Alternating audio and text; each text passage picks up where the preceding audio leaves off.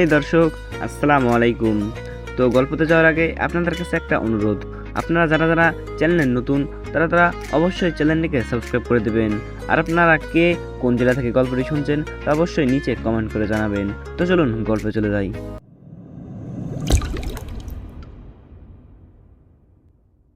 এই ছোট লোক, এদিকে আয়। একটা মেয়ের মুখে ছোট লোক ডাক শুনে আর তার চেহারা দেখে তার কাছে গেলাম। জি, কিছু বলবেন? তুই যে আমার শরীরটা ময়লা করে দিলি, এখন তার কি হবে? আমি একবার বললাম তো আমি ইচ্ছে করে কাজটা করিনি, তাহলে কেন আমাকে এভাবে হয়রানি করছেন? ছোট লোকের বাচ্চা, তোর সাহস কি করে হয় যে আমার মুখের উপর রাগ দেখিয়ে কথা বলার? আমি মেয়েটার থাপ্পড় খেয়ে মাটির দিকে তাকিয়ে রইলাম আর চোখ দিয়ে পানি ফেলতে লাগলাম। দেখছিস ইশরাত কি ঢং করছে?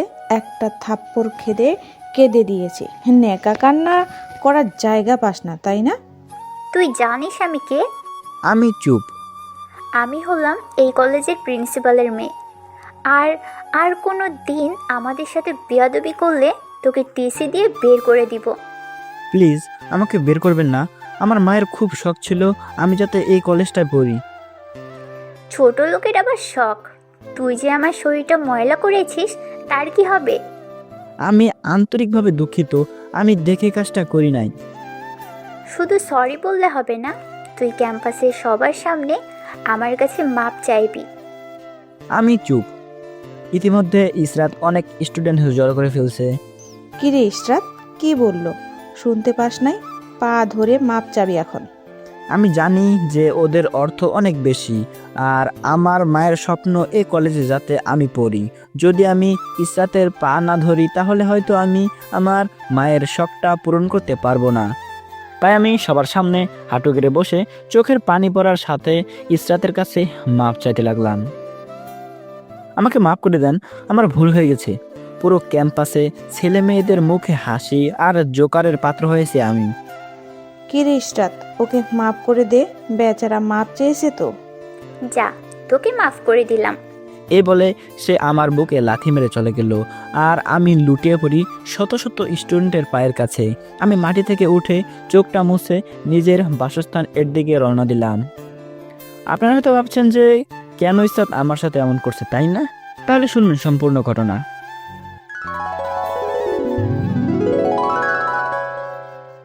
আজ কলেজের নতুন, আমি আমার প্রথম ক্লাস করব আজকে। একটা কাগজে কলেজের নিয়মকানুন আর এর বৈশিষ্ট্য লেখা ছিল। আমি সেগুলো পড়তে পড়তে গেট দিয়ে ঢুকতে যাব, ঠিক তখনই আমি কিছু একটার সাথে ধাক্কা খেয়ে পড়ে যাই। তাকে দেখি একটা মেয়ে, উনি হলো ইসরাত। ওনার সাথে ধাক্কা খেয়েছি। সরি, আসলে আমি দেখতে পাই নাই। সরি মানে? ধাক্কা দিয়ে আবার সরি বলছিস কাকে? আমি চুপ। ছোট লোক একটা, আমি তোকে পরে দেখাবো আমি কি জিনিস। এখন কাজ আছে, দেখে বেঁচে গেলি তুই। এই বলে ইসরাত হন হন করে চলে গেল। ইসরাত এর থাপ্পড়ে আমি কোনো কষ্ট পাই নাই, কারণ আমি আসলেই ছোট লোক।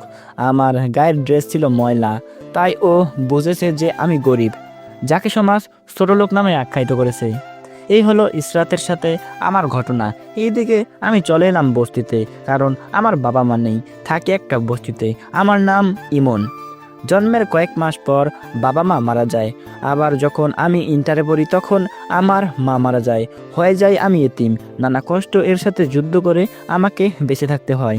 বস্তিতে ঢুকতেই রহমত চাচার সাথে দেখা হলো। আসসালামু আলাইকুম চাচা, কেমন আছেন? এই তো ভালো আছি। তা তোমার আজকের ক্লাসটা কেমন লাগছিল? অনেক ভালো চাচা। আচ্ছা ঠিক আছে, তুই তোর ঘরে যা। এতক্ষণ যার সাথে কথা বললাম তিনি আমার সম্পর্কে রক্তর কেউ না, কিন্তু উনি রক্তর চেয়েও আপন। উনি আমাদের বস্তিতে থাকেন, রিক্সা চালান আর কোনো রকমের টেনে টুনে সংসার চালায়। আমি আমার ঘরে গিয়ে হাত মুখ ধুয়ে খাবার না খেয়ে বস্তি থেকে একটু দূরে আমার মায়ের কবরের সামনে গেলাম। মায়ের কবরের সামনে হাঁটু গেড়ে বসে অজরে কাঁদতে লাগলাম আর বলতে লাগলাম, মা, মাগো, কিভাবে স্বার্থপরের মতো আমাকে এতিম করে একা একা শুয়ে আছো? তোমার কি আমার কথা একেবারে মনে পড়ে না? আমি কি বেঁচে আছি নাকি মরে গেছি সেটা কি একেবারে জানতে ইচ্ছে হয় না? খুব শান্তিতে তুমি শুয়ে আছো, আমি যে কিভাবে বেঁচে আছি সেটা একমাত্র আমিই জানি। মা, তোমার শখ ছিল না আমি একটা নামি দামি কলেজে পড়বো? জানো মা, তোমার সেই শখটা পূরণ করতে পেরেছি। আমি একটা ভালো কলেজে পড়ার সুযোগ পেয়েছি। আমি তোমার শখটা পূরণ করছি। একবার এসে দেখে যাও মা, প্লিজ। একবার আমাকে দোয়া করো মা, আমি যাতে সকল বাধা উপেক্ষা করার মতো আল্লাহ আমাকে ক্ষমতা দেয়। জানো মা, আজ আমার পাতিলে কোনো খাবার নেই। তুমি চলে যাবার পর কবে পেট পুরে খেতে পেরেছি সেটা আমার মনে নেই। থাক, তবুও দোয়া করো আমাকে, যেন আমি খুব ভালো হতে পারি। এইগুলা বলছি আর কেঁদে যাচ্ছি। এমন সময় পিছন থেকে কেউ আমার কাঁধে হাত রাখলো। আমি পিছনে তাকিয়ে দেখি রহমত চাচা, আর ওনার চোখে পানি। চাচা, আপনি এইখানে? মায়ের কথা বুঝি খুব মনে পড়তেছে? আমি কোনো কথা না বলে চাচাকে জড়িয়ে ধরলাম আর কাঁদতে লাগলাম। আমি আল্লাহর কাছে কি এমন অন্যায় করেছিলাম যে তিনি আমাকে এত বড় শাস্তি দিলেন? থাক বাবা, যা হয় আল্লাহর ইচ্ছেতে হয়। আমি আছি না, বস্তির সবাই তো তোর বাবা মা।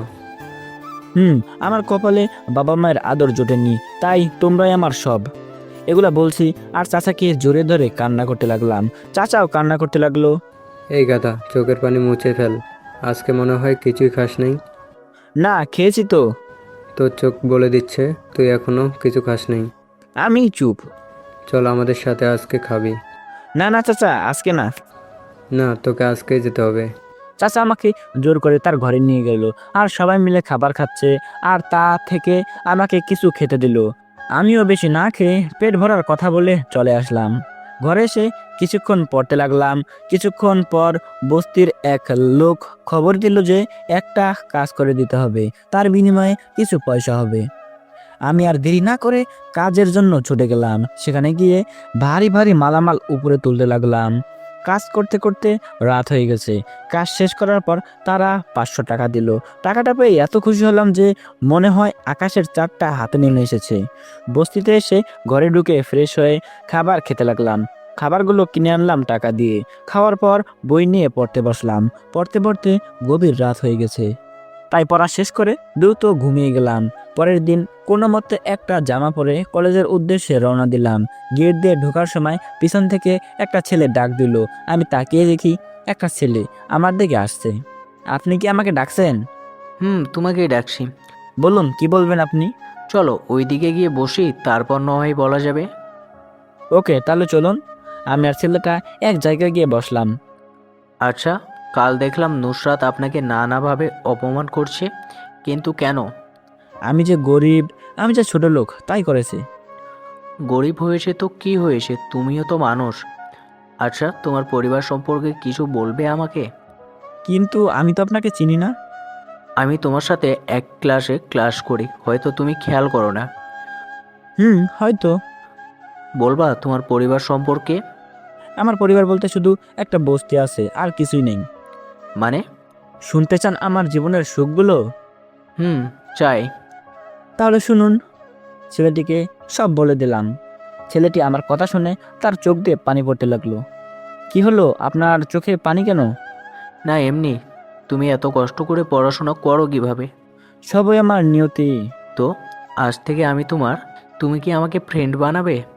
আপনি আমার মতো ছোট লোকের সাথে ফ্রেন্ডশিপ করলে আপনাকেও অনেক অপমানিত হতে হবে। কেউ আমাকে কিছু বলবে না। তুমি রাজি কিনা ফ্রেন্ড হতে? ওকে, তা তোমার নাম পরিচয় তো কিছু জানি না। আমার নাম তানভীর, আর আমার বাবা একজন ব্যবসায়ী। ও, আজকে থেকে আমাদের ফ্রেন্ডশিপের মাঝে তুই শুধু থাকবে, তুমি আর আপনি মুছে যাবে। ওকে। চল এখন ক্লাসে যাই। চলো। আমি আর তানবীর ক্লাসের দিকে হাঁটা ধরলাম। দূর থেকে গতকালের মতো ইসরাত আবার ডাকছে। দোষ, তুই আজকে যাস না, ওরা তোকে অপমানিত করবে। আমি গেলে আমাকে আবার অপমান করবে, আর না গেলে আমার বাবা মাকে করবে। আর আমি চাই না আমার জন্য আবার বাবা মাকে অপমান করুক কেউ। প্লিজ, তবুও যাস না। তুই ক্লাসে যা, আমি দেখি ওরা কি বলে। এই বলে আমি ওদের সামনে গেলাম। আমাকে ডাকছেন নিচের দিকে তাকিয়ে। তোকেই ডেকেছি।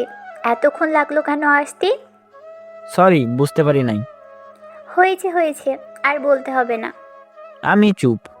তোকে ডেকেছি একটা কাজ করার জন্য। কি কাজ করব? ওই যে আইসক্রিমওয়ালাকে দেখতে পাচ্ছিস, ওখান থেকে আমাদের জন্য কয়েকটা আইসক্রিম নিয়ে আয়। ওকে। এই নে টাকা। আমি টাকাটা হাতে নিয়ে ওদের জন্য কয়েকটা নিয়ে আসলাম। এই নেন আপনাদের আইসক্রিম। সবাইকে হাতে হাতে দে। আমি কথা না বলে চুপচাপ তাদের দিতে লাগলাম। ইসরাতের এক বান্ধবীকে দেওয়ার সময় ইসরাত তার হাত দিয়ে হালকা ধাক্কা দিয়েছিল, যার কারণে আমার হাত থেকে আইসক্রিমটা পড়ে যায় আর তার বান্ধবীর জামায় লেগে যায়। কানা নাকি তুই? আমি তো ইচ্ছে করে ফেলি নাই। তাহলে কি আমি ফেলেছি এগুলো? এখন আমার জামাটা নষ্ট করে দিলি তুই। সত্যি বলছি, আমি ইচ্ছে করে দেই নাই। আপনার বান্ধবী ইসরাতের হাতে ধাক্কা খেয়ে এগুলো পড়ে যায়। কি? তোর এত বড় সাহস আমার নামে মিথ্যা বলিস? এই বলে ইসরাত আমাকে 2টা থাপ্পড় দিল। ওদের থাপ্পড় খেয়ে সাথে সাথে চোখ অন্ধকার হয়ে যাবে মনে হচ্ছে, তবুও আমি চুপচাপ গালে হাত দিয়ে দাঁড়িয়ে আছি। কোথায় থেকে যে পাগলগুলো আসে পড়ার জন্য বুঝতে পারছি না। এখন আমার কি হবে? এই, তুই তো শার্ট খোল। শার্ট খুলবো কেন? এত প্রশ্ন করিস কেন? খুলতে বলেছি তাই খুলবি। এত কথা শুনতে পারবো না। ইসরাতের থাপ্পড় খেয়ে মনে হচ্ছে ঠোঁট ফেটে গেছে, কারণ অনেক জ্বলছে আর ব্যথা করছিল ঠোঁট দুটি।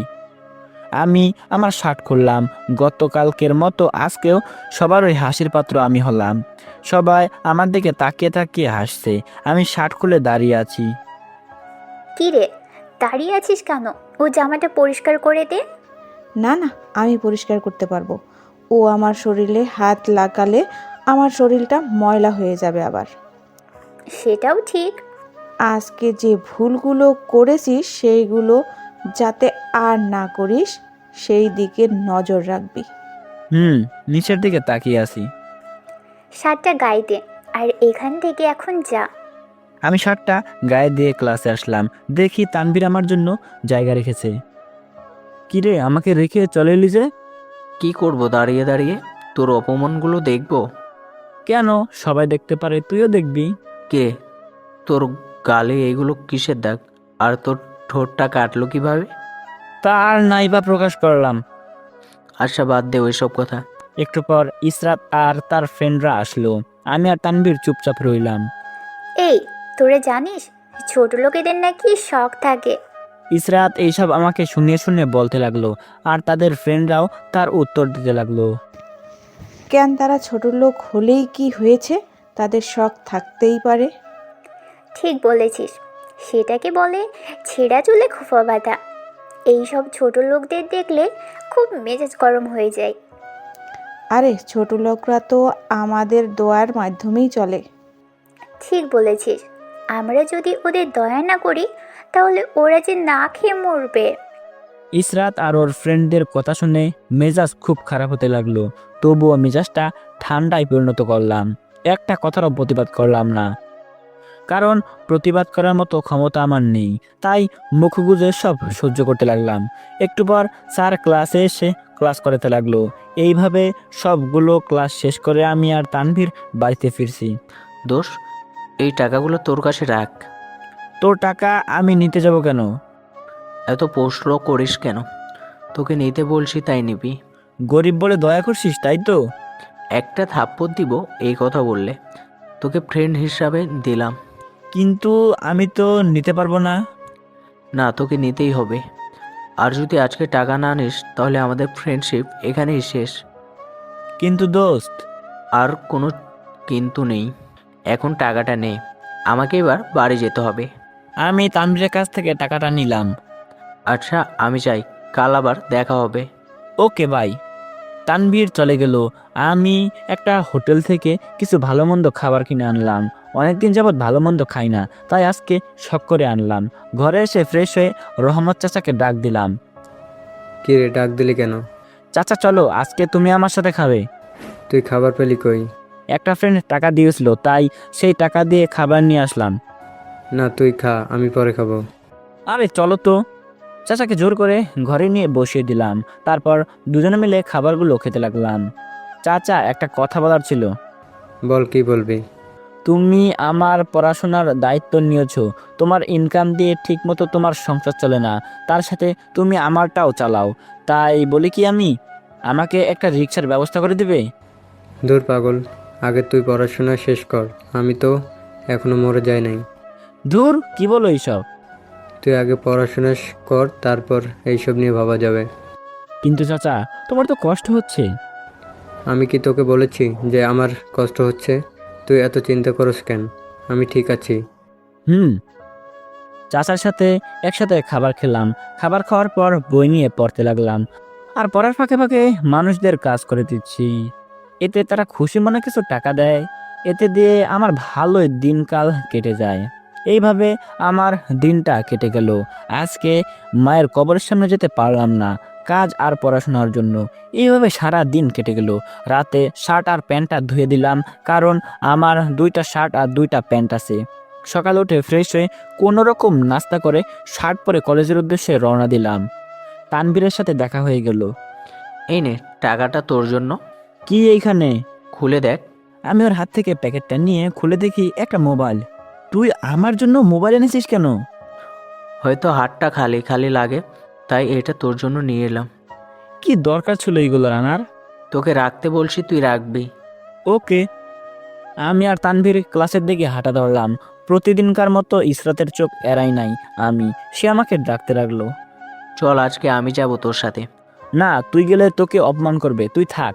তানভীর আমার হাত ধরে ওদের সামনে নিয়ে গেল। ডাকলাম একজনকে আর আসলো 2জন। যাকে বলে এক ঢিলে 2 পাখি মারা। কেন ডেকেছেন সেটা বলেন। আমি তো তোকে ডাকি নাই, ডেকেছি তো এই ছোট লোকটাকে। কার জোরে আপনি এত ক্ষমতা দেখাচ্ছেন? মুখ সামলিয়ে কথা বল। মুখ সামলে কথা বলতে এমন শিখিয়েছে? আমি কিন্তু না।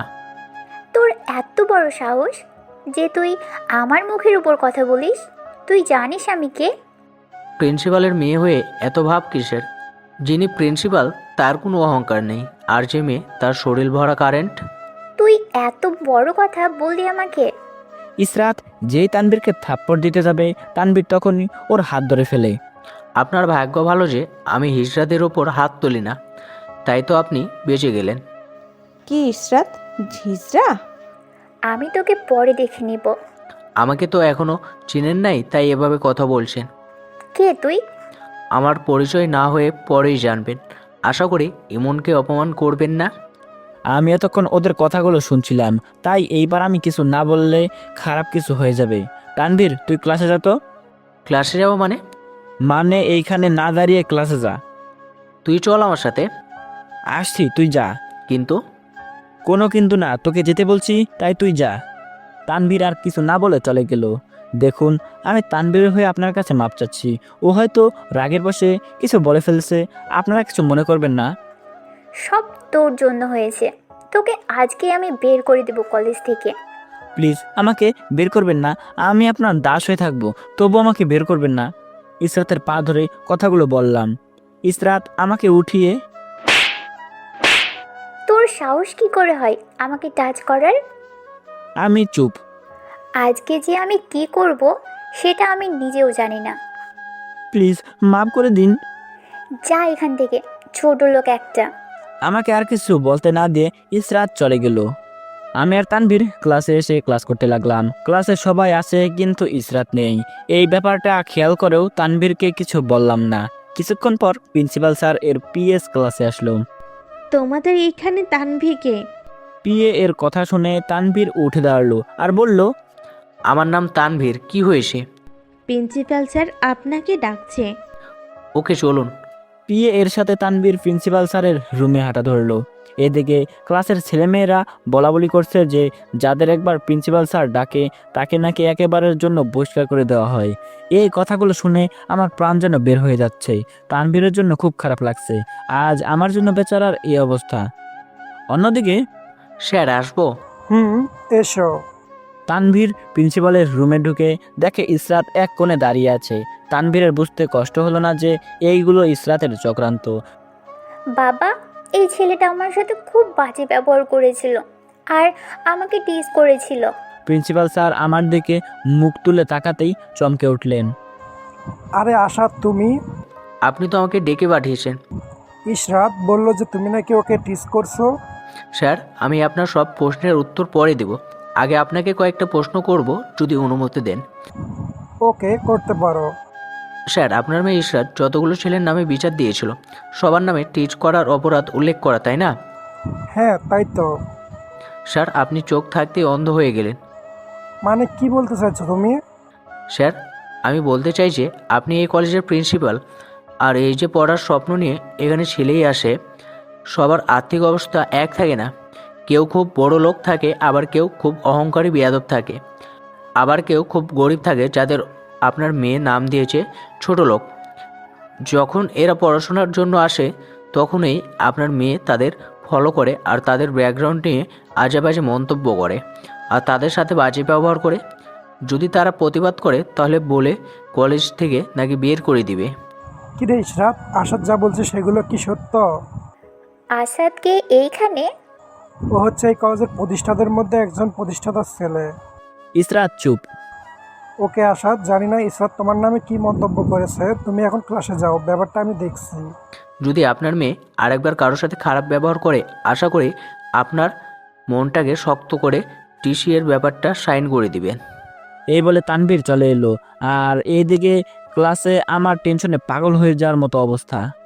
হঠাৎ তানভীর স্যারের কাছ থেকে অনুমতি নিয়ে ক্লাসে ঢুকলো। সবাই বলাবলি করছে যে হয়তো বহিষ্কার করে দিয়েছে। অবাক করে দিয়ে তানভীর আমার পাশে বসে হাসতে লাগলো। কি রে, কি হয়েছে? সব পরে বলছি, আগে ক্লাসটা শেষ করে নেই। ওকে। ক্লাস শেষ করে আমি আর তানভীর বাইরে গেলাম। এবার বল কি হয়েছে। তাহলে শোন। তানভীর আমার কাছে সব প্রকাশ করলো। ভাইরে, তোর সাহসকে আমি স্যালুট জানাই। কি হয়েছে, তুই এখানে বাড়িতে যা। ক্লাসগুলো আর করবি না? না, আজকে আর সেগুলো করব না। তাহলে তুই যা, আমার ক্লাসগুলো করার দরকার আছে। তানভীর আমাকে বিদায় দিয়ে চলে গেল। আমি ক্লাসে ঢুকলাম, তখন দেখি ইসরাত ক্লাসে তার ফ্রেন্ডের সাথে হাসি মুখে কথা বলছে। আমি সেদিকে না দাঁড়িয়ে চুপচাপ আমার আসন নিয়ে চলে আসলাম। ইসরাত আগের মতো আমাকে নিয়ে ঠাট্টা করতে লাগলো আর হাসি মজা করতে লাগলো। কোনো রকম ক্লাসগুলো শেষ করে আমি বস্তির দিকে রওনা দিলাম। ক্যাম্পাস থেকে বের হওয়ার সময় দেখলাম ইসরাত আমার দিকে আসছে। আমি দেখেও না দেখার ভান করে আছি, চুপচাপ হাঁটতে লাগলাম। হঠাৎ সে আমার গায়ের সাথে ইচ্ছে করে ধাক্কা খায় আর নিজেই মাটিতে পড়ে যায়। ইসরাত মাটি থেকে উঠতেই, তোর সাহস কিভাবে হলো যে তুই আমাকে আবার ধাক্কা দিয়েছিস? আমি তো ইচ্ছে করে ধাক্কা দেই নাই, আমি তো দেখলাম আপনি ইচ্ছে করে ধাক্কা দিয়ে পড়ে গেলেন। তুই নিজে ধাক্কা দিয়ে এখন আমার নাম দিচ্ছিস? ইসরাতের থাপ্পড় খেয়ে কাটা জায়গা দিয়ে আবার রক্ত পড়তে লাগলো, তবু আমি চুপচাপ দাঁড়িয়ে আছি। একবার তোকে শিক্ষা দিয়েছিলাম, তোর সেটা মনে নাই? আমি চুপ। এমন সময় ইসরাতের ফ্রেন্ডরা ওর কাছে আসলো। কি হয়েছে ইশরাত এইখানে? এই ছোট লোকটা আমাকে আবার ধাক্কা দিয়ে ফেলে দিয়েছে। ওর সাহস দেখলে আমরা অবাক হয়ে যাই। ওকে আগেও একবার করেছিল, উচিত শিক্ষা দিয়েছিলাম, এখন আবার করেছে। দেখিস না, এখন আবার শিক্ষা দিয়ে রক্ত বের করে দিয়েছি। এতে ওর শিক্ষা হবে না। আচ্ছা, এখন না, এইটার শাস্তি ওকে কাল দিব। সেটাই ভালো। ইসরাত ও তার ফ্রেন্ডরা চলে গেল আমার সামনে থেকে। আমি বস্তিতে ঢুকতেই রহমত চাচার সাথে দেখা। কিরে, তোর এই অবস্থা কেন? কই, কি হয়েছে আমার? তোর মুখে রক্ত কিসের? ও রক্ত, মানে বল কি হয়েছে? ও একটা গাড়ির সাথে হালকা ধাক্কা খেয়েছি, তাই এমন হয়েছে। মিথ্যা বললাম। দেখে সাবধানে হাঁটতে পারিস না?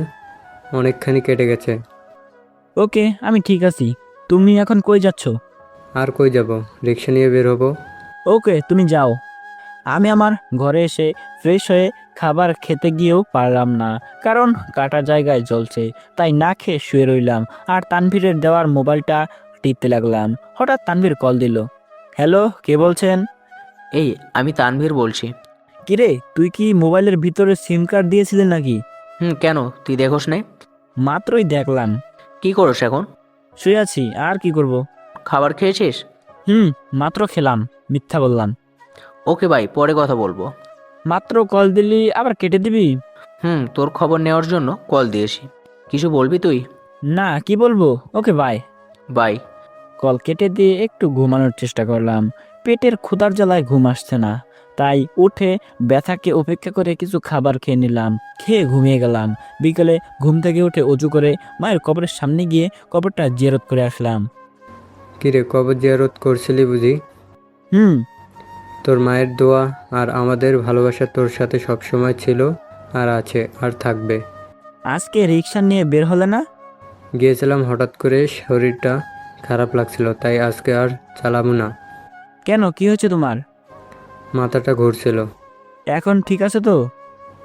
এখন ঠিক আছি, আগের থেকে একটু ভালো আছি। বেশি খারাপ হলে রিক্সা চালানোর দরকার নেই।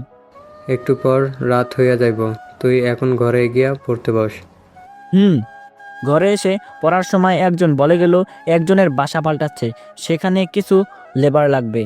আমি পড়া বন্ধ করে সেখানে গেলাম, গিয়ে তাদের মালামালগুলো এক জায়গা থেকে আরেক জায়গায় নিয়ে যেতে লাগলাম। কাজ করতে করতে রাত হয়ে গেছে, তাই তারা আমাদেরকে রাতের খাবার দিয়েছিল আর সাথে কিছু পারিশ্রমিক দিয়েছে। আমি সেইগুলো এনে ঘরে এক জায়গায় রেখে দিয়েছি। বই খুলে আবার পড়তে লাগলাম। পড়া শেষ করতে গভীর রাত হয়ে গেছে, তাই দেরি না করে ঘুমিয়ে গেলাম। সকালে হালকা কিছু খেয়ে কলেজের উদ্দেশ্যে চলে গেলাম। ক্যাম্পাসে আমি আর তানভীর হাঁটাহাঁটি করছি, এমন সময় ইসরাত ও তার ফ্রেন্ডরা আমাকে ডাকতে লাগলো। দেখছিস কতটা বেয়াদব আর বেহায়া হলে তোকে আবার ডাকে। তুই চুপ থাক, একবার আমাকে বাঁচাতে গিয়ে অপমান হয়েছিস, তাই আমি চাই না এই ব্যাপারে তুই নিজেকে আড়াল করে রাখবি। দোষ, ওরা তোকে এভাবে অপমান করবে আর আমি নিজে আড়াল করে রাখবো? এইটা আমার ব্যাপার, তুই এখন ক্লাসে যা, আমি দেখব। না, আমি যাব না। যদি না যাস তাহলে এই নে তোর মোবাইল, থাকবে না আমার সাথে তোর ফ্রেন্ডশিপ। এভাবে বলতে পারলে? প্লিজ তুই ক্লাসে যা। তানবীর কিছু না বলে ক্লাসে চলে গেল। আমি ইসরাত আর তার ফ্রেন্ডের সামনে গেলাম। বলুন। তোকে তানভীর কি বলেছিল? সেটা আপনাদের না জানলেও চলবে। দেখছিস ছোট লোকের কি তেজ কথার। সেটা তো দেখতেই পেলাম। কাল যে আমাকে ধাক্কা দিয়েছিলি, তার কি হবে? আমাকে তো মেরেছেন, আর কি লাগবে আপনাদের? আচ্ছা, তোর কি লজ্জা শরম নেই? তোকে এত অপমান করি, তবু তুই এখানে পড়ে আছিস? আরে ও একবার বলেছিল না যে ছোট লোকের মায়ের নাকি শখ হয়েছে এই কলেজে পড়তে। দেখেছিস ওর শরীর থেকে কত গন্ধ বের হচ্ছে, বমি আসছে আমার। তুই ঠিকই বলেছিস, দেখছিস না একটা শার্ট পরে বারবার কলেজে আসে। হ্যাঁ সেটাই, ওকে দেখলেই আমার শরীরটা ঘিনঘিন করে। যা, তোকে আজকে কিছু করলাম না, তুই ক্লাসে যা। আমি মাথা নিচু করে ওদের সামনে থেকে চলে আসলাম আর ভাবছি, পৃথিবীতে বুঝি টাকাই সব। যার টাকা নেই সে বুঝি এতটা অসহায়। মানুষের মাঝে কি মানবতা জিনিসটা হারিয়ে গেল নাকি? আজ আমি এতিম বলে সবার হাসির পাত্র আমি। আজ আমাকে সহ্য করতে হচ্ছে নানা অপমান। আজ যদি আমার বাবা মা বেঁচে থাকতো তাহলে হয়তো এই দিন আমাকে দেখতে হতো না। বাবা মায়ের কথাটা ভাবতেই চোখটা জলে ভিজে উঠল। ভেজা চোখ নিয়ে ক্লাসে গেলাম। কিরে, কাঁদছিস কেন? হঠাৎ করে বাবা মায়ের কথা মনে পড়ল। আমি জানি ওরা তোকে এমন কথা বলেছে যে তোর বাবা মাকে স্মরণ করিয়েছে। না তা নয়। দোষ তোর ছিল, তুই গেলি কেন ওদের কাছে? না গেলে ওরা আমাকে প্রতিনিয়ত অপমান করবে। যাওয়ার পর কি অপমান করে নাই নাকি ওদের আদর করে? আচ্ছা বাদ দে। তানবীর আর কোনো কথা বলল না। কিছুক্ষণ পর ইসরাত ও তার ফ্রেন্ডগুলো ক্লাসে আসলো। আমি আর তানবীর চুপ করে বসে আছি। ইসরাত আর তার ফ্রেন্ডগুলো আমাকে নিয়ে নানা বাজে কথা বলতে লাগলো। চল বাইরে যাই, এখানে ভালো লাগছে না। চল। আমি আর তানভীর বাইরে গিয়ে 2 মিনিট ছিলাম। স্যার ক্লাসে ঢোকার কয়েক সেকেন্ড আগে আমরা ক্লাসে ঢুকলাম। আমি আর তানভীর ক্লাসগুলো করতে লাগলাম। কিছুক্ষণ পর ইসরাত দাঁড়িয়ে বলল, স্যার, আমার একটা কথা বলার ছিল। বলো। স্যার, আমার ব্যাগে টাকা ছিল কিছু, এখন সেগুলো নেই। সবাই এই কথা শুনে অবাক যে ক্লাসের মধ্যে টাকা চুরি করবে কে। সবাই চারিদিকে বলাবলি করতে লাগলো। আমরা শুনেও না শোনার ভান করে আছি। ইশরাত, তোমার কি কাউকে সন্দেহ হয়? জি স্যার, আমার কয়েকজনকেই সন্দেহ হয়, যারা আমাকে প্রায় ফলো করে। ওকে, তুমি নিজে গিয়ে তাদের ব্যাগ সার্চ করো। ওকে। তারপর ইসরাত কয়েকটা ছেলে মেয়ের ব্যাগ চেক করলো। চেক করা শেষে ইসরাত আমাদের কাছে আসলো। তানভীর, তোমার ব্যাগটা দাও। আপনি আমার ব্যাগ চেক করবেন কেন? আমি কি চুরি করেছি নাকি? যদি তুমি চুরি না করো তাহলে ব্যাগ দেখাতে সমস্যা কোথায়? তবুও আপনাকে আমি আমার ব্যাগ দেব না। স্যার, তানভীর ব্যাগ দেখাতে অস্বীকার করছে। কি হলো তানবীর, ওকে ওর কাজটা করতে দাও। Okay sir. তানভীর ইসরাতকে ব্যাগটা দিয়ে দিল। ইসরাত পুরো ব্যাগটা চেক করলো কিন্তু টাকা পেল না। তানভীরের ব্যাগ চেক করার পর ইসরাত আমার ব্যাগটা চাইলো। এই, তোর ব্যাগটা দে তো। আমি কোনো কথা না বলে ব্যাগটা দিয়ে দিলাম। ইসরাত আমার ব্যাগটা ভালো করে চেক করতে লাগলো। কিছুক্ষণ পর সে তার হাতটা আমার ব্যাগ থেকে বের করলো আর সাথে সাথে কিছু টাকাও বের করলো। এইটা দেখে সবাই আমার দিকে তাকিয়ে আছে। তানভীরও আমার দিকে তাকিয়ে আছে। পুরো ক্লাসটা যেন নীরব হয়ে গেছে। স্যার, আমি আমার টাকা এই চোরটার ব্যাগে পেয়েছি। ইসরাতের কথা আর আমার ব্যাগ থেকে টাকা বের করার দৃশ্য দেখে আমি পুরাই প্যারালাইজড হয়ে যাই। আমার মুখ দিয়ে কথা পর্যন্ত বের হচ্ছে না। স্যার, বিশ্বাস করেন আমি ওর টাকা চুরি করি নাই। সি মুন্সি, আমি তোমাকে এত ভালো জানতাম আর তুমি কি না। আজ আমার সত্যি খারাপ লাগছে যে আমার ছাত্র এই কাজ করতে পারে। প্লিজ স্যার, একবার বিশ্বাস করুন আমাকে, আমি ওর টাকা চুরি করি নাই। ওকে, তুমি বসো। আর স্টুডেন্ট, এটা আমাদের ক্লাসের ঘটনা, তাই এটা যাতে বাইরে না ছড়ায় সেদিকে খেয়াল রাখবা। স্যার নিজের ক্লাস করাতে লাগলো আর আমি টিপে টিপে চোখের পানি ফেলছি আর ভাবছি আজ আমি সবার সামনে চোর হয়ে গেলাম, অথচ এই টাকা আমি টাচও করি নাই। আমি জানি কেউ আমার কথা বিশ্বাস করবে না, কারণ আজ আমি সবার সামনে চোর হয়ে গেলাম। এগুলো ভাবছি আর চোখের পানি ফেলছি। এখন অনেকে আমাকে নিয়ে নানান কথা বলছে। স্যার ক্লাস নিয়ে চলে গেল আর আমি আমার ব্যাগটা নিয়ে বাইরে চলে আসলাম। আসার সময় ইসরাত ও তার ফ্রেন্ডরা চোর চোর বলে বেড়াচ্ছিল। আমি ব্যাগ নিয়ে ক্যাম্পাসের এক কোণে বসে কাঁদতে লাগলাম। কিছুক্ষণ পর কেউ একজন আমার কাঁধে হাত রাখলো। আমি পিছনে তাকিয়ে দেখি তানভীর দাঁড়িয়ে আছে। আমি ওকে কিছু না বলে চুপচাপ বসে রইলাম। আমি জানি তুই চুরি করিস নাই, ওই বেয়াদবটা তোকে ফাঁসিয়ে দিয়েছে। আমার মরামের কসম করে বলছি দোস্ত, আমি চুরি করি নাই। আমি জানি যখন তুই আর আমি বাইরে গিয়েছিলাম তখন ওরা তোর ব্যাগে টাকা ঢুকিয়ে দিয়েছিল। আজ আমি সবার সামনে চোর হয়ে গেলাম। ইসরাত আমার সাথে এমন কেন করে? আমি তো তার কোনো ক্ষতি করি নাই। কেউ বিশ্বাস করুক বা না করুক, আমি তো জানি তুই টাকা চুরি করিস নাই। ইশরাত তার বাবার কারণে এত ক্ষমতা দেখাচ্ছে। জানিস দোস্ত, আমিও পারতাম ইসরাতের প্রতিবাদ করতে, কিন্তু আমি আমার মরামের কথা মনে করে সব রাগ পানি হয়ে যায় আমার। নিজের মনটাকে আরো শক্ত কর আর বাঁচতে শিখ মাথা উঁচু করে। এই কথা হয়তো তুই তোর মতো ছেলের জন্য বলেছিস, কিন্তু আমার মতো ছেলের জন্য বলিস নাই। এটা সবার জন্য বলছি। আমি এখন কিভাবে কলেজে আসবো? সবাই আমাকে এখন চোর হিসাবে চিনে। তুই মন খারাপ করিস না, তুই এখন বাসায় যা। তুই ক্লাস করবি? না, আজকে করব না। ওকে। তানবীরের কাছ থেকে বিদায় নিয়ে আমি বস্তির দিকে আটা দিলাম। আজকে বস্তিতে না গিয়ে আগে মায়ের কবরের সামনে গেলাম। মায়ের কাছে মনের সব সুখ প্রকাশ করতে লাগলাম। মাগো, কেমন আছো? জানি না তুমি কেমন আছো, তবে আমি খুব ভালো আছি, কারণ আমার প্রতিটা শ্বাস প্রশ্বাসের সাথে কষ্ট মিশে আছে। যখন তুমি ছিলে তখন তুমি আমাকে একটা ফুলের টোকাও লাগতে দাও নাই। আজ আমার থাকার কথা রাজপ্রাসাদে, আর আমি থাকছি একটা ময়লার বস্তিতে। জানো মা, তুমি মারা যাওয়ার পর তোমার বাবা মা আর ভাইরা আমার থেকে সব সম্পত্তি কেড়ে নিয়ে আমাকে রাস্তায় বের করে দিয়েছিল। এতে আমার কোনো কষ্ট নেই, কারণ আল্লাহ আমাকে মাথা লুকাবার মতো জায়গা দিয়েছে। আজ অভাবের কারণে আমি চোর হয়েছি, যেটা ছিল আমার নামে মিথ্যা অপবাদ। মাগো, তুমি তো কখনোই আমাকে চুরি করতে শেখাও নাই, তাহলে আজকে কেন আমি সবার সামনে চোর হলাম? কেন সবাই আমাকে নিয়ে হাসতে লাগলো? তুমি আমাকে কেন একা রেখে গিয়েছো? থাক, আর কিছু বলবো না। আল্লাহ যাতে তোমাকে জান্নাতুল ফেরদৌস দান করে সেই দোয়াই করি। এই বলে মায়ের কবরটা ধরে কাঁদতে লাগলাম। এইভাবে কতদিন কেঁদেছিলাম মনে নেই। কবরের কাছ থেকে উঠে মাকে বিদায় দিয়ে বস্তির গলিতে ঢুকতেই চাপা কান্না ভেসে আসতে লাগলো। ভালো করে আওয়াজটা খেয়াল করলাম, আওয়াজটা রহমত চাচার ঘর থেকে আসতে। তাই দেখার জন্য রহমত চাচার ঘরে ঢুকলাম। দেখি চাচা বিছানায় মুমূর্ষু হয়ে শুয়ে আছে, আর চাচি আর তার ছেলেমেয়েরা কাঁদছে। এইটা দেখে আমি দ্রুত চাচার কাছে গেলাম।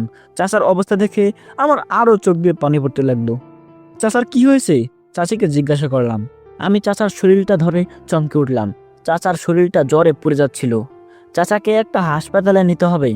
আমি রিক্সা নিয়ে আসছি, আপনি চাচাকে একটু টেনে তুলেন। আমি ব্যাগটা রেখে রিক্সা নিয়ে আসলাম আর চাচাকে রিক্সায় বসিয়ে একটা ছোট হাসপাতালে নিয়ে গেলাম। এখানকার ডাক্তাররা তাদের ট্রিটমেন্ট চালিয়ে যাচ্ছে। চাচাকে একটা ইঞ্জেকশন দিয়ে রেখেছে। আমি চাচাকে চাচার পাশে বসিয়ে দিলাম। দুপুরে তো মনে হয় কিছুই খান নাই। তোমাদের মুখ দেখে তো বোঝা যাচ্ছে না যে তোমরা খেয়েছো। চাচি চুপ। আপনারা চাচার কাছে থাকেন, আমি আসছি। আমি বাইরে গিয়ে ওদের জন্য খাবার কিনে আনলাম। চাচি, আপনি আর অপু মিলে খাবারটা খেয়ে নিন, আমি পেট পুরে বাইরে থেকে খেয়ে এসেছি। মিথ্যা বললাম। আর এই নাম্বারটা রাখেন, এইটা আমার নাম্বার, কিছু দরকার হলে ফোন করে বলবেন। আমি বাইরে একটা নিরিবিলি জায়গায় আসলাম আর ভাবতে লাগলাম, আজ সারা দিন পেটে কিছু পড়ে নাই। চাচার মেডিসিন আর খাবারের পিছনে সব টাকা খরচ হয়ে গেল। এখন কি করব? মাথায় কিছু ঢুকছে না। কোথায় থেকে টাকা জোগাড় করব কিছুই বুঝতে পারছি না। আচ্ছা, চাচার রিক্সাটা চালালে তো কিছু টাকা জোগাড় হবে। তাই 7-5 কিছু না ভেবে চাচার রিক্সাটা নিয়ে বেরিয়ে পড়লাম। সারাদিন রিক্সা চালালাম, রাতে বাহিরে অল্প কিছু খেয়ে ওদের জন্য কিছু খাবার নিলাম। চাচার কেবিনে গিয়ে দেখি চাচার জ্ঞান এসেছে। চাচা, আপনার এখন কেমন লাগছে? ভালো লাগছে, কিন্তু তুই কোথায় গিয়েছিলি? গিয়েছিলাম একটু বাহিরে। আমার জন্য এত কষ্ট কেন করতে গেলি? কি পাগলের মতো বলছো? আমি আবার কিসের কষ্ট করলাম? তুই আজ সারাদিনে খাবার খেয়েছিস? মাত্র খেলাম আর আপনাদের জন্য নিয়ে আসলাম। তুই টাকা পেলি কোথায় থেকে? ইয়ে মানে, বল কোথায় পেলি? তোমার রিক্সা চালিয়েছিলাম সারাদিন। তুই রিক্সা চালিয়ে আমার জন্য এইসব করছিস? এই বলে চাচা কেঁদে দেয়, সাথে চাচিও কাঁদতে থাকে। বাচ্চাদের মতো কাঁদছেন কেন? কান্না থামান। দেখেছো এই ছেলে আমার জন্য কি কি করেছে? এখন বেশি কথা না বলে চুপচাপ খেয়ে নিন, আমাকে আবার বস্তিতে ফিরতে হবে। ওকে, তুই গিয়ে পড়তে বস। কোনো সমস্যা হলে আমাকে জানাবেন। আচ্ছা, জানাবো। তারপর আমি চলে এলাম বস্তিতে। হাসপাতাল থেকে বস্তিতে চলে এলাম আর কিছু টাকা চাচির হাতে দিয়ে আসলাম। বলা তো যায় না কখন দরকার হয়ে পড়ে। বস্তিতে এসে ঘরে ঢুকে পড়তে লাগলাম। আজ সারাদিন কাজ করতে করতে পড়ার দিকে মন দেওয়াই হয় নাই, তাই পড়া শেষ করতে করতে প্রায় রাত পেরিয়ে যাবে। পড়া থেকে উঠে আর ঘুমালাম না, হালকা রেস্ট নিলাম। সকালে উঠে না খেয়ে চলে গেলাম কলেজে। কেন জানি না আজ কলেজে যেতে মন টানছে না, কারণ আমি যে সবার কাছে চোর হয়ে গেলাম। লজ্জার কারণে ক্যাম্পাসে আড্ডা দিলাম না। আমি আর তানবীর চলে আসলাম ক্লাসে। কেউ আমার দিকে তেমন ভাবে তাকাচ্ছে না বা কেউ আমাকে নিয়ে কোনো মন্তব্য করলো না। আমি ক্লাসে এসে তানবীরের সাথে কথা বলতে লাগলাম। এমন সময় ইসরাত তার বান্ধবীদের নিয়ে ক্লাসে ঢুকলো। আমি আর তানবীর কথা চালিয়ে গেলাম। দেখেছিস, চোর চুরি করে আবার কলেজে আসে। সেটাই তো দেখতে পারছি, চোরের লজ্জা শরম নেই। ঠিক বলেছিস, আমি হলে কবেই কলেজ ছেড়ে চলে যেতাম। আর চোর চুরি করেও কলেজে আসে। ওদের কথায় এত কষ্ট লাগলো যে চোখে অবাধ্য পানি আর নিয়ন্ত্রণে থাকলো না, টপ টপ করে বেরিয়ে পড়তে লাগলো। আমার কাছে মনে হচ্ছে এইগুলো পানি পড়ছে না, বরং আমার বুকের ভিতরে লুকিয়ে থাকা কষ্টগুলো পানিতে পরিণত হয়ে বের হচ্ছে। শুনেছি ছোট লোকেরা নাকি পরিশ্রম করে খায়, তাহলে আবার চুরি শিখলো কবে থেকে?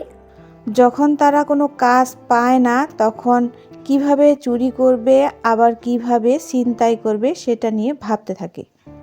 যা বলেছিস। ওদের কথাগুলো আমার কাছে বিষাক্ত সূচের মতো লাগছে, যেটা আমার কলিজাটাকে ভেদ করে চলছে। যদি ওদের মতো ছোট লোকের এতই টাকার প্রয়োজন হয় তাহলে আমাদের কাছে আসতে পারে, আমরা তাদের ভিক্ষা দিয়ে দিব। হ্যাঁ, তাও যেন তারা চুরি না করে। আমি আর সহ্য করতে না পেরে ক্লাস থেকে বেরিয়ে গেলাম। বেরিয়ে ওয়াশরুমে গিয়ে চোখে পানি দিতে লাগলাম। কিরে, চোখের জল লুকানোর চেষ্টা করছিস? তাছাড়া আর উপায় কই বল? দোষ, একদিন তুই দেখবি ইশরাত তার সব ভুল বুঝতে পারবে, আর সেদিন সে মাপ চাইবে তোর কাছে। দরকার নাই আমার কাছে মাপ চাওয়ার, শুধু আমাকে অপমান করা ছেড়ে দিলে হবে। আমার আর কিছুই লাগবে না। যেদিন হয়তো আর বেশি দূরে নয়, তুই একটু অপেক্ষা কর। এখন ক্লাসে চল, ক্লাসে যাই। চল। আমি আর তানবীর ক্লাসে গেলাম। আমরা ক্লাসে ঢোকার 1 মিনিট পর স্যার ক্লাসে আসলো। স্যার ক্লাসটা করাতে লাগলো, আমিও মন দিয়ে ক্লাসটা করলাম। ক্লাস শেষ হতেই আমি ব্যাগ নিয়ে বাইরে আসার সময়, কিরে কই যাস? আজকে আর ক্লাস করব না, বাড়িতে কাজ আছে অনেক। যাওয়াটা কি খুব দরকারি নাকি? খুব। ওকে, তাহলে যা। ওকে ভাই। আমি ক্লাস না করে চলে আসলাম। ঘরে ব্যাগটা রেখে চাচার রিক্সা নিয়ে বের হলাম। সারাদিন রিক্সা চালালাম, সকালেও কিছু খাই নাই, আবার দুপুরেও কিছু না খেয়ে রিক্সা চালালাম। যে টাকাগুলো ইনকাম করেছি আজকে সেইগুলো দিয়ে কিছু খাবার আমি চাচি আর চাচাদের জন্য নিয়ে গেলাম। আর আমিও হালকা কিছু খেলাম, তবুও পেটে খিদা ছুঁচু করছে। আমি হাসপাতালে চাচার কেবিনে যেতেই, কিরে তুই এসেছিস? এই নেন, খাবারগুলো খেয়ে নেন, আর মেডিসিন ঠিকমতো খাবেন। তুই থাকলে আমার অসুখ এমনিতেই ভালো হয়ে যাবে। তা বললে তো হবে না।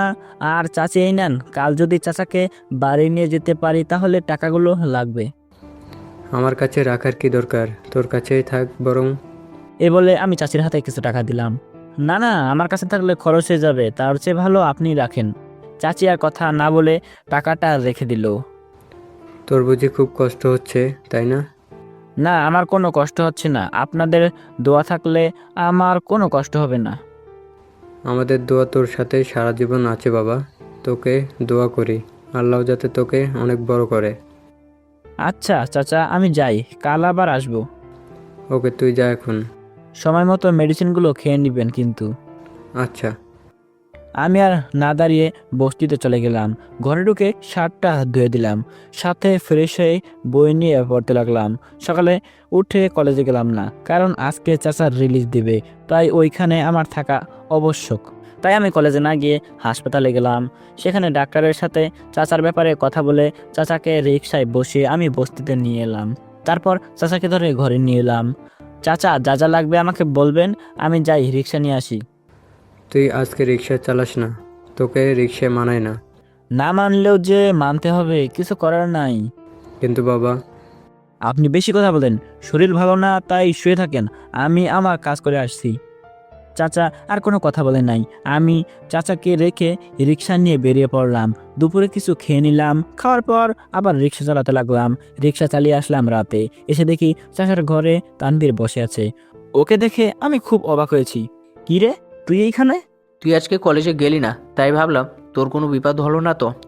তোর ওপর তো আবার মোবাইল বন্ধ। তাই বলে তুই এই বস্তিতে আসবি? কেন আসতে পারবো না নাকি? না না, সেটা না। কোথায় তোরা আর কোথায় আমরা? তুই কিন্তু এখন মার খাবি। ওকে সরি, তা তুই আমার বাসা চিনলি কেমনে? সকলকে বস্তির নামে জিজ্ঞেস করেছিলাম, আর সবে দেখিয়ে দিল। বস্তিতে এসে ওনার কাছে তোর নাম জিজ্ঞেস করেছি, তখন উনি সব বলেছে। ওকে, চল তোর ঘরে যাই। 1 সেকেন্ড দাঁড়া। তারপর আমি চাচার হাতে কিছু টাকা দিয়ে দিলাম। এবার চল। তারপর আমি তানভীরকে নিয়ে গেলাম আমার ঘরে। জানি তোর আমার ঘরে থাকতে খুব কষ্ট হবে। কেন? আমার কাছে তো ভালোই লাগছে। থাক, আর বলতে হবে না। হঠাৎ করে তানভীর আমাকে জড়িয়ে ধরলো আর কেঁদে দিল। কিরে, তুই কাঁদছিস কেন? আর তোর কি হয়েছে? দোষ, তুই কষ্ট করে লেখাপড়া করিস তা জানা ছিল, কিন্তু এত কষ্ট করিস তা আমার জানা ছিল না। হয়েছে হয়েছে, এবার কান্না বন্ধ কর। তুই কিভাবে পড়াশোনা করিস, আবার রিক্সাও চালাস, আবার ওদের খেয়াল রাখিস? কি করব, সবাই কপাল। আমি তো এমন ছিলাম না, পরিস্থিতি আমাকে সেই রকম বানিয়েছে।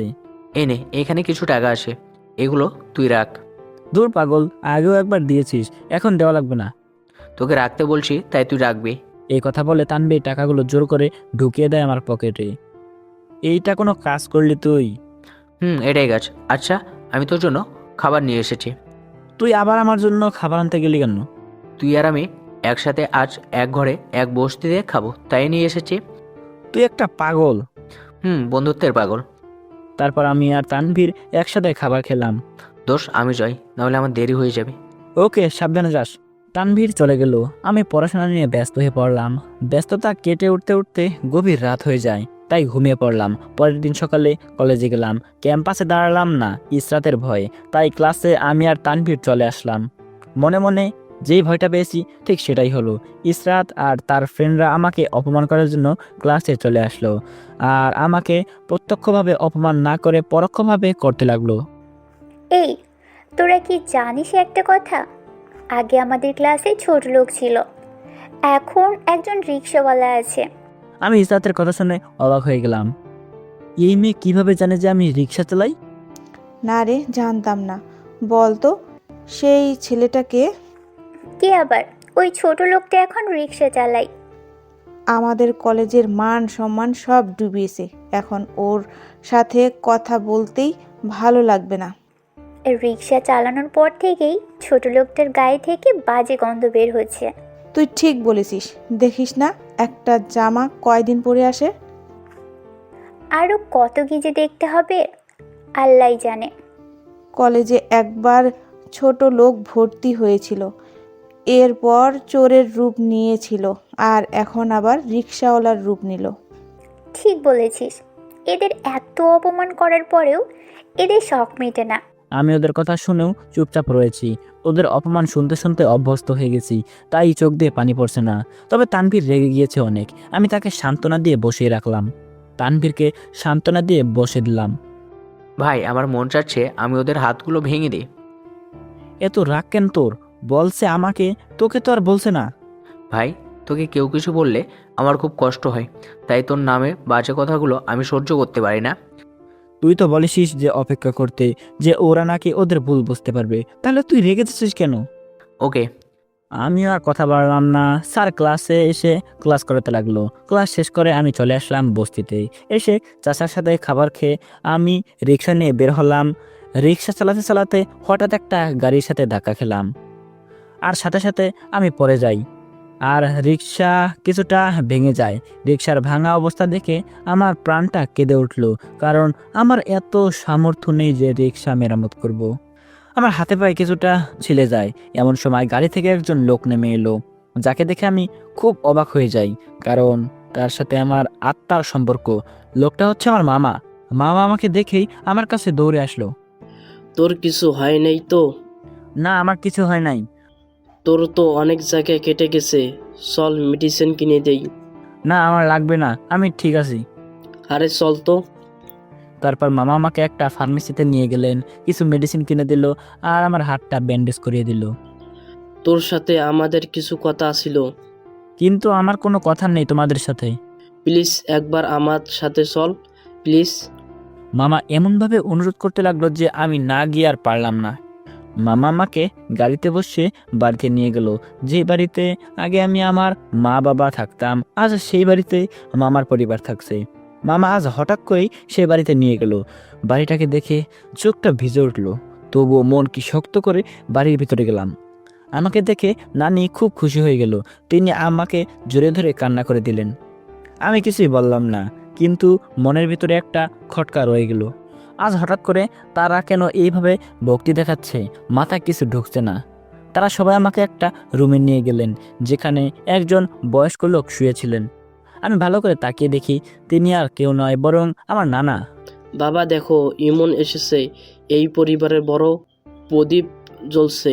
নানাকে বলল। নানা আস্তে আস্তে আমার দিকে তাকালেন আর হাত দিয়ে আমাকে কি জানি ইশারা করতে লাগলো। আমি তার কাছে গিয়ে তার বুকে মাথা রাখলাম। তিনি আমাকে নানান কথা বলল, সব কথা তার মুখে আটকে যাচ্ছে, তবু অনেক কিছুই বলল। আমি পিজরফুলের আসামির ন্যায় দাঁড়িয়ে আছি আর তাদের আচরণগুলো দেখতে দেখলাম নানা আমাকে ধরে কেঁদে দিয়েছেন। তারপর তারা সবাই আমাকে নিয়ে একটা রুমে বসলো। দেখ ইমন, আমরা তোর সাথে অনেক খারাপ ব্যবহার করেছি, তোকেই তোর বাড়ি থেকে বের করে দিয়েছি, প্লিজ আমাদেরকে মাফ করে দে। না না, এইভাবে বলবেন না। আমি এখন একজন রিক্সা চালক, তাই এইসবের যোগ্য আমি না। আমরা জানি তুই আমাদের মাফ করতে পারিস নাই। জানিস তোকে কেন এখানে ডাকা হয়েছে? না, কেন? তোকে বের করে দেওয়ার কয়েকদিন পর বাবা পরপর 2বার স্ট্রোক করেন। অনেক ডাক্তার দেখেছিলাম, কিন্তু তাতেও কোনো লাভ হয় নাই। বাবা মাঝে মাঝে খুব অদ্ভুত আচরণ করতেন, তাই আমরা একটি কবিরাজ এনে দেখেছিলাম। তিনি বলেছিলেন যে বাবা কঠিন রোগে অসুস্থ হয়েছে, যখন তখন তিনি মারা যেতে পারে। শুধু তাই নয়, তোর নানা প্রতি রাতে তোকে স্বপ্নে দেখতো। তাই তোর নানা বলছে যে মরার আগে কোনো পাপ করে যেতে চায় না, তাই তিনি তোর সব সম্পত্তি তোর নামে করিয়ে দিয়েছে। এখন আমি কি করব? আমি চাই তুই আমাদের সাথে থাক, আমরা আগের মতো একসাথে মিলেমিশে থাকবো। না, তা হয় না। আমার স্থান যে এখন বস্তিতে। আজ থেকে তুই এই সবের মালিক, আর তুই চাইলে আমাদের বের করে দিতে পারিস। ছি ছি, আপনারা তো আমাকে লজ্জা দিচ্ছেন। তোকে দেখে এখন আমরা তোর কাছে অপরাধী হয়ে গেলাম। না না, সে কথা বলবেন না। আমি পারবো না আপনাদের সাথে থাকতে। কেন? তুই জানিস আমি তোকে কত খুঁজছি, সারা শহর খুঁজেছিলাম তোকে আমি। মামা, আপনি যে রিক্সাটা ভেঙেছিলেন তার কি হবে? একজন গরিব চাচার রিক্সা ছিল ওইটা। ওকে, তাহলে আমি যাই এখন। সে কি? কোথায় যাবি এখন? আজিমপুরের বস্তিতে, সেটাই আমার ঠিকানা। তুই আমাদের সাথে থাকবি না? আমি আসবো সেই দিন যেদিন আমি বিয়ে করে ঘরে বউ তুলবো। দাঁড়া, তোকে একটা জিনিস দেই। কি? এই নে ক্রেডিট কার্ড, যখন টাকা লাগে তুলে নিবি। না না, টাকা আমার দরকার নেই। এগুলো সব তোর টাকা, আমার না, তাই তোকে নিতে বলছি। কিন্তু মামা। আর কোনো কিন্তু না, তুই এখন চুপচাপ কার্ডটা নে। আমি আর কথা না বলে কার্ডটা নিলাম। আজ আমার অনেক খুশি লাগছে যে আমি আবার আমার পরিবারকে ফিরে পেয়েছি। যেখানে আমার রিক্সাটা ছিল, আমি সেখানে থেকে কোনো মতে রিক্সাটা ঠেলতে ঠেলতে মেরামত করতে দিলাম। রিক্সাটা ঠেলার সময় ইসরাত আমাকে দেখে ফেলেছে আর আমাকে ফলো করতে লাগলো। ইসরাত আমাকে যে ফলো করছে সেটা আমি টের পেলাম না। দেখি এই ছোট লোকটা কি কি করে আজকে, ওর পরিবার কি, কই থাকে, সব জানবো আর কলেজে অপমান করতে পারবো। ইসরাত আমাকে ফলো করতে লাগলো। আমি বস্তির দিকে হাঁটা ধরলাম। বস্তির পাশে ছিল মায়ের কবর। একটা পুকুর থেকে উজু করে এসে মায়ের কবরটা জিয়ারত করলাম। ছোট লোকটা কার কবর জিয়ারত করছে? কে মারা গেল তার? জিয়ারত শেষে মায়ের কবর সামনে বসলাম। কি হলো, ও আবার এখানে বসলো কেন? আমি মায়ের কবরের সামনে হাঁটু গেড়ে বসে পড়লাম আর মায়ের কথা মনে পড়তেই অঝরে কাঁদতে লাগলাম। আমি মায়ের কবরের সামনে বলতে লাগলাম, এ কি, ছোট লোকটা আবার কাঁদছে কেন? এখানে কাঁদার কি আছে? দেখি পরে কি করে। মাগো কেমন আছো? আমি খুব ভালো আছি, আমাকে নিয়ে তুমি চিন্তা করো না। জানো মা, আজ আমার জীবনের সবচেয়ে খুশির দিন, কারণ আজ আমি আমার পরিবারকে আবার ফিরে পেয়েছি। থাক, সেই কথা না হয় আজকে বলবো না। মাগো তুমি আমাকে দোয়া করো আমি যাতে অনেক বড় হতে পারি। মা তুমি আমাকে দোয়া করো আমি যাতে কলেজের সকলের কাছে প্রমাণ করতে পারি যে আমি চোর নই। মাগো আজ একটু আমাকে কাছে আসবে?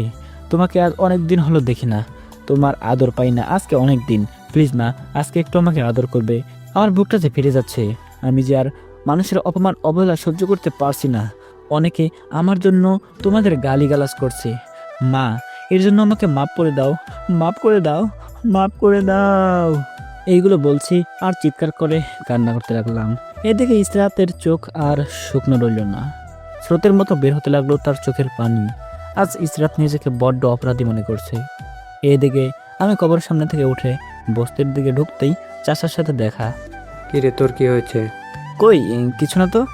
তাহলে তোর হাতে পায়ে ব্যান্ডেজ করা কেন? আমি চুপ। কিরে বলবি তো কিছু? আসলে চাচা হয়েছে কি, আজকে রিক্সাটা একটা গাড়ির সাথে ধাক্কা খেয়ে পড়ে যাই, তাই আমার এই অবস্থা, পাগলের মতো হয়ে গেল। তোর কিছু হয়নি তো বাবা? না না, আমার আর কিছুই হয় নাই। রিক্সা এখন কোথায়? গ্যারেজে দিয়ে আসছি। ওকে তুই ঘরে গিয়ে খাবার খা, আমি একটু গ্যারেজে গিয়ে দেখি। এই বলে আমি ঘরে ঢুকলাম আর আমার অজান্তে ইসরাত সব দূর থেকে দেখে নিয়েছে। চাচা, ছেলেটি কে ছিল আপনি যার সাথে এতক্ষণ কথা বলছিলেন? আর বলো না মা, ওর নাম ইমন। ও হচ্ছে এই পৃথিবীর সবচেয়ে অভাগা সন্তান। চলুন আমরা এক জায়গায় বসে কথা বলি। চলো। তারপর চাচা আর ইসরাত একটা গাছের নিচে বসলো। কিন্তু মা তুমি কে? তোমাকে তো চিনলাম না। আপনি আমাকে চিনবেন না, আমি ইমনের সাথে পড়ি। ও, তা আমার কাছে কি জানতে চাও? ইমনের পরিবার কে, সে কি করে এসব বলেন। ইমনের পরিবার বলতে এই বস্তিই তার পরিবার। মানে জন্মের কয়েক মাস পর ছেলেটার বাবা মারা যায়, তারপর কয়েকদিন আগে ওর মা মারা যায় একটা দুর্ঘটনায়। তাহলে ও কিভাবে নিজের পড়াশোনার খরচ চালায়? ওকে দেখে আমার খুব মায়া হয়েছিল, তাই আমি ওর দায়িত্ব নিয়েছি। এই বস্তির মানুষকে ওকে কিছু খেতে দিলেও ও খায় নাই, নাইলে না খেয়ে সারাদিন কেটে দেয়। এসব কথা শুনে ইসরাতের চোখ দিয়ে পানি পড়ে যায়। কি হলো মা, তুমি কাঁদছো কেন? কই না তো। চোখের পানি মুছতে মুছতে বলল, আচ্ছা চাচা, ও কোনো কাজ করতে পারে না? করে তো, মাঝে মাঝে টুকিটাকি কাজ করে। এই তো কয়েকদিন আগে আমার খুব জ্বর হয়েছিল, সে আমার রিক্সা চালিয়ে যে টাকা পেয়েছিল সেই টাকা দিয়ে আমার চিকিৎসা করেছিল। ও, ছেলেটা অনেক ভালো। জানি না এমন ছেলে এই জগতে আর পাওয়া যাবে কিনা, যে নিজের পড়াশোনা বাদ দিয়ে আমার জন্য এত কিছু করবে। থাক চাচা, আপনি কাঁদবেন না। ও হচ্ছে এতিম, বাবা মায়ের ভালোবাসার ছেলেটা বেশি পায় নাই। ওকে কেউ কিছু বললে আমার খুব কষ্ট হয়। ওর বাবার কি কোনো সম্পত্তি ছিল না? ওর বাবা ছিল একজন বড় মাপের ব্যবসায়ী। তাহলে ইমন বস্তিতে কেন থাকে? ওর মা মারা যাবার পর এই পরিবারের লোকেরা ওর সম্পত্তি জোর করে দখল করে নেয় আর ওকে রাস্তায় বের করে দেয়। পরিবারের লোক যে এমন করতে পারে তা আমার জানাই ছিল না। আচ্ছা, তুমি গিয়ে ইমনের সাথে দেখা করে এসো। না না, আজকে না, আরেকদিন। তাহলে আমি যাই। আচ্ছা, সাবধানে যাও। ইসরাত জায়গাটি ছেড়ে দিল, কিন্তু ছেড়ে দিতে পারল না হাজারো অনুতপ্ত হওয়ার কষ্ট। রাস্তা দিয়ে হাঁটছে আর ভাবছে, আমি কিভাবে এমনের সাথে এত খারাপ ব্যবহার করলাম। দিনের পর দিন আমি ছেলেটাকে অপমান করলাম, পুরো কলেজের সামনে ছেলেটাকে চোর বানিয়ে দিলাম, ওকে অনেক কথা বলে অপমান করেছি। জানি না আমি কি ওর কাছে থেকে মাপ পাবো কিনা, তবে আমি ওর কাছে মাপ চাইবো, আর কোনোদিন ওকে অপমান করব না। ছি, আমি এত নিচে নামলাম যে একটা এতিম সন্তানকে এইভাবে সমাজের চোখে ছোট করে দিলাম। আজ আমি ইমনের কাছেও অপরাধী, নিজের কাছেও অপরাধী। ইমন আমাকে ক্ষমা করলেও আমি যে নিজেই নিজেকে ক্ষমা করতে পারবো না। এদিকে আমি চাচার রিক্সা ভাঙার কারণে টেনশন করতে লাগলাম। টেনশনের কারণে ঠিকমতো খাওয়াটাই হলো না। এইভাবে কেটে গেল সারাটা দিন। রাতে দরজা আটকে পড়তে বসলাম, এমন সময় দরজায় কে জানি টোকা দিল। দরজা খুলে দেখি মামা। আরে মামা, তুমি এইখানে? তোকে দেখতে আসলাম। বাহিরে দাঁড়িয়ে থাকবো নাকি? না না, ভিতরে আসো। মামা ভিতরে এসে পরিবেশটা দেখতে লাগলো। তুই এখানে থাকিস কিভাবে? কি করব, নিয়তি যে আমাকে এখানে পাঠিয়েছে। তুই কিন্তু আমাকে ছোট করছিস। এ মা, না না, আমি তোমাকে ছোট করলাম কই? শুন, তুই যার ইস্কা ভেঙে দিসলি, আমি তার জন্য একটা অটো নিয়ে আসছি। কই অটোটা? বাইরে আছে, দেখবি চল। এখন না, পরে দেখবো। আয় না আমাদের সাথে, একসাথে থাকবি। আমি তো একবার বললাম যে যেদিন বিয়ে করব সেদিন যাবো ওই বাড়িতে। ওকে, তাহলে আমি এখন যাই, আমার কাজ আছে। ওকে, সাবধানে যেও। মামা চলে গেলে আমি বাইরে বের হলাম অটো দেখার জন্য। দেখলাম গলির সামনে একটা অটো, ফুল দিয়ে সাজানো, অনেক সুন্দর একটা অটো রাখা। আমি দ্রুত রহমত চাচাকে ডাক দিলাম। চাচা, ও চাচা, কই আপনি? কি হলো, ডাকছিস কেন? এইখানে অটোটা কার? সেটাই তো, এইটা তো আগে দেখি নাই। কি সুন্দর অটোরিকশা। এইটা আপনার জন্য। মজা করার বয়সটা আর মনে হয় গেল না। সত্যি বলছি, এটা তোমার জন্য, আমার মামা নিয়ে এসেছে। বলিস কি? তাহলে ঘটনাটা শোনো। রিক্সা ভাঙ্গার থেকে শুরু করে যা যা ঘটেছে আমি সব কিছু বর্ণনা করেছি। এখন তুই কি করবি? আমি ওদের বলে দিলাম যে বিয়ের পর যাব। তুই পারস বটে। যাক, আল্লাহ তোর সব কিছু ফিরিয়ে দিয়েছে। আল্লাহ এর কাছে শুক্রিয়া আদায় করি। তা তোর কার্ড থেকে কিভাবে টাকা বের করবি? সেটার সিস্টেম আছে। আগে বলো, তোমার কাছে অটোটা কেমন লাগলো? অনেক সুন্দর হয়েছে। তোমাকে আর কষ্ট করে পায়ে চেপে রিক্সা চালাতে হবে না। ওকে চাচা, আমি তাহলে ঘরে যাই, তুমি একটা তালা দিয়ে রাখো। ওকে। আমি আমার রুমে এসে পড়তে লাগলাম। অন্যদিকে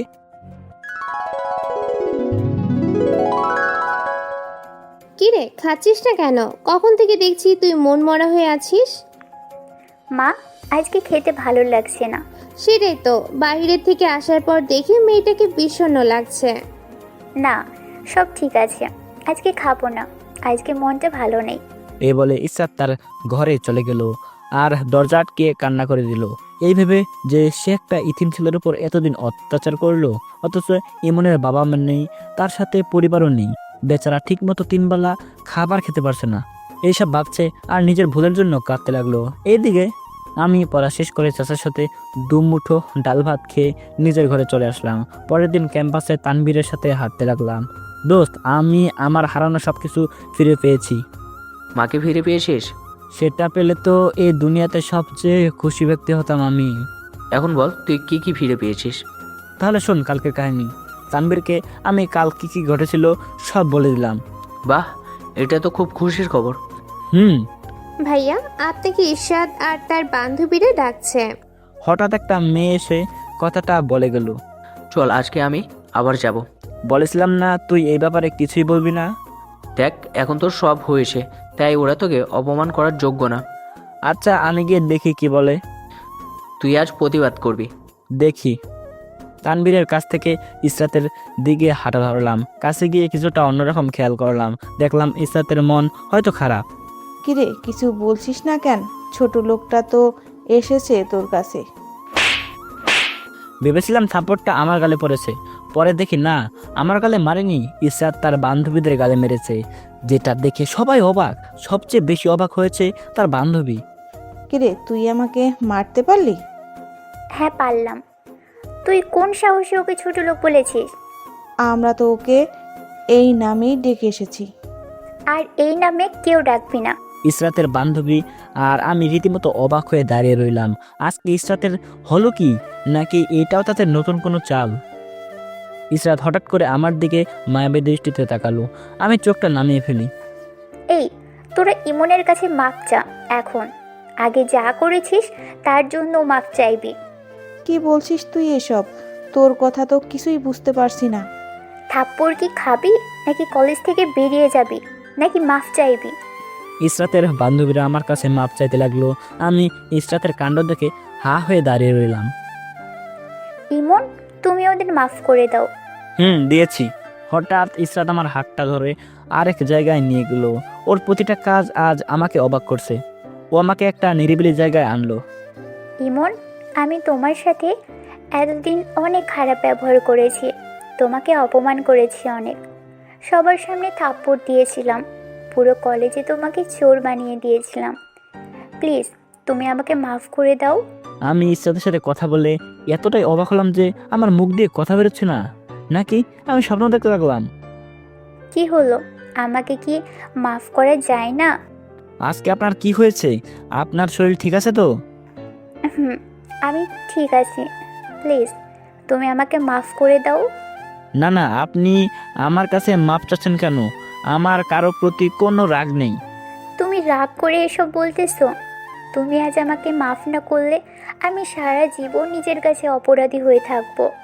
সত্যি আপনার উপর আমার রাগ অভিমান এখন চলে গেছে। এখন গেছে মানে? আপনি যে আপনার ভুল বুঝতে পেরেছেন, এইটাতেই অনেক বেশি। তার জন্য আমি অনেক খুশি। আমি তোমাকে আর কষ্ট দিব না। আমার হাত ধরে দিলেন তো নিজের শরীরটা নষ্ট করে। কিভাবে? একজন চোর, ছোট লোক আর রিক্সাওয়ালার হাত ধরে নিজের পবিত্র শরীরটাকে কেন অপবিত্র করলেন? প্লিজ এভাবে বলো না। আমি সত্যিই খুব অনুতপ্ত হয়েছি, নিজের ভুল বুঝতে পেরেছি। তুমি আমাকে মাফ করে দিও। বারবার মাপ চাইছেন কেন? আপনি এতদিন যা করেছেন সব তো ঠিক করেছেন, তাহলে মাপ চাওয়ার কি আছে? আমি মানুষ চিনতে ভুল করেছি, তাই তোমাকে এত কষ্ট আর এত অপমান করেছি। এবার তো বুঝতে পেরেছেন, তাহলে আমাকে আর বিরক্ত করবেন না। এ বলে আমি সেখান থেকে চলে আসলাম। পিছন থেকে ইসরাত অনেক ডেকেছে, আমি শুনেও না শোনার ভান করে চলে এসেছি। ক্লাসে এসে তানবীরের সাথে বসলাম। কিরে, আজকেও অপমান করলো নাকি? আমি চুপ। কিরে, কি হয়েছে বলবি তো? একটা জিনিস খুব ভাবাচ্ছে আমাকে। কি বল আমাকে। ইসরাতের এত পরিবর্তন কিভাবে আসলো? মানে সব কিছু খুলে বল। সব বলে দিলাম। তানবীর তো আমার কথা শুনে অবাক হয়ে আছে। কি বলছিস কি এসব? ইশরাত এগুলো বলেছে? এইগুলো বলছে। এখানে ওদের কোনো চাল আছে নাকি? মনে হয় না। কিভাবে বুঝলি? ইসরাতের চোখের দিকে তাকিয়ে বুঝলাম ওর চোখে এবার হয়তো কোনো মিথ্যার ছাপ নেই। ওকে, এসব নিয়ে পরে কথা বলবো, এখন ক্লাস করি। সেটাই। একটু পর ইসরাত ও তার ফ্রেন্ডরা আমার ক্লাসে ঢুকলো। আমাকে নিয়ে আর কোনো রসিকতা করলো না। আমি আমার মতো ক্লাসগুলো করতে লাগলাম। আমি আর তানবীর সবগুলো ক্লাস করলাম। ক্লাস করে আমি আর তানবীর ক্যাম্পাস দিয়ে হাঁটছি। হঠাৎ ইসরাত কোথা থেকে আসলো। তো বন্ধুরা, আপনারা দ্বিতীয় পর্বের জন্য অপেক্ষা করুন। আর গল্পটি কেমন লাগছে অবশ্যই নিচে কমেন্ট করে জানিয়ে দিন।